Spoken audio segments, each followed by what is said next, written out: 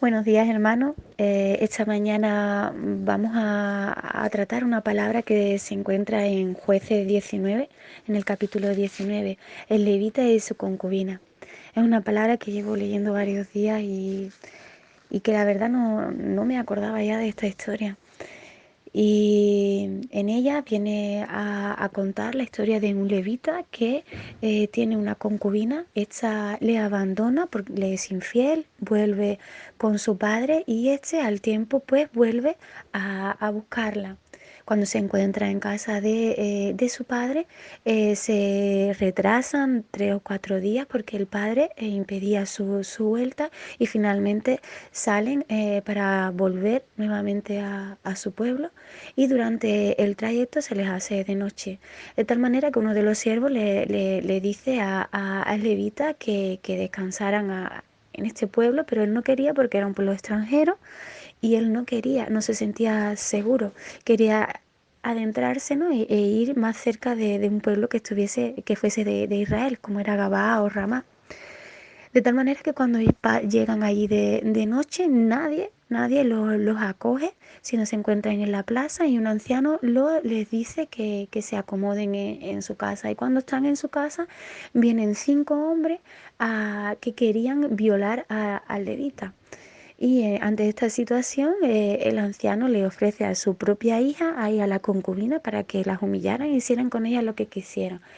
De tal manera que finalmente es la concubina la que sale fuera, la que el levita pone, y esta concubina es violada durante toda la noche y amanece muerta a los pies del umbral de la casa del anciano. El levita, cuando amanece, pues la coge, la pone en su asno y la lleva de vuelta a su casa, y cuando llega allí la descuartiza y reparte todos sus trozos por todo Israel, ¿no?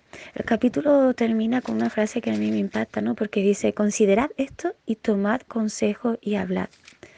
Esta historia, una de las cosas que me viene a reflejar es el estado en el que se encontraba Israel.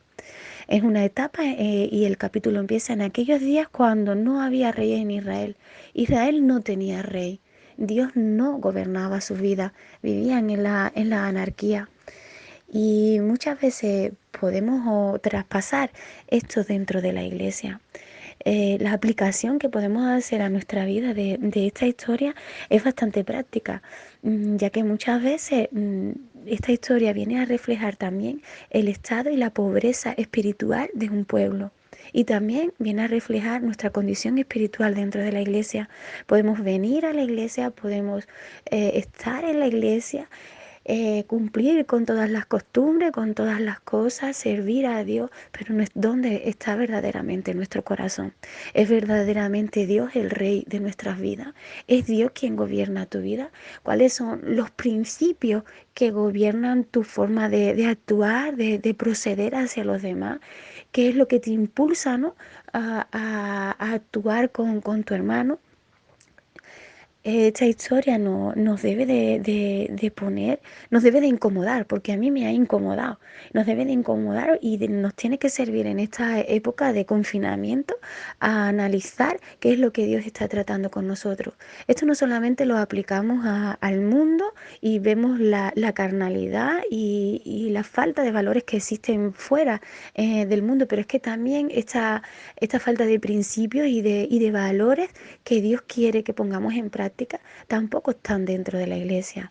Entonces, si nosotros queremos transformar la iglesia, transformar este mundo, si queremos ser esos instrumentos que Dios use para cambiar la vida de las personas a través de la predicación de la palabra, creo que también debemos de plantearnos qué es lo que estamos haciendo en nuestras vidas, cuál es nuestra condición espiritual y quién gobierna nuestras vidas. Y si verdaderamente vivimos en una anarquía y somos nosotros mismos los que nos gobernamos o es Dios.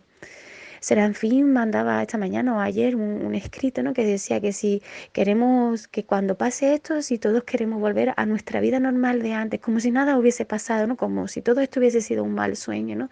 Y sería un error, ¿no? Porque esta situación de confinamiento nos debe de plantear, porque Dios está permitiendo esta situación y nos debe de plantear las cosas que debemos de cambiar en nuestra vida.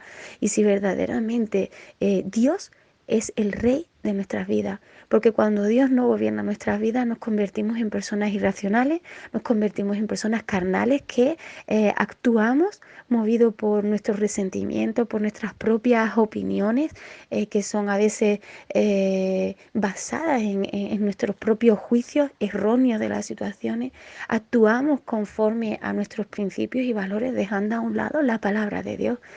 El Señor nos dice muy claramente que la palabra está para que seamos hombres de hecho, no de palabra, sino que cumplamos su palabra. Si verdaderamente le amamos, debemos de poner en práctica sus mandamientos. Entonces, esta historia nos debe de plantear, esta historia tan atroz, porque es fuerte, ¿no? Todo lo que pasa, ¿no? Porque dentro de la misma iglesia a veces no encontramos esa seguridad, ni encontramos el amor, ni encontramos el apoyo, porque a veces dentro de la misma iglesia lo que gobierna es la anarquía. Este levita quería descansar en una tierra que fuera de Israel y fue precisamente en esa tierra donde encontró la muerte de la concubina, esta muerte tan atroz y estos hechos, ¿no? tan impactantes. Y esto es lo que nos debemos de plantear. Es, como hemos dicho antes, nuestro estado espiritual. Espero que esta palabra os sirva de reflexión, que Dios os bendiga mucho.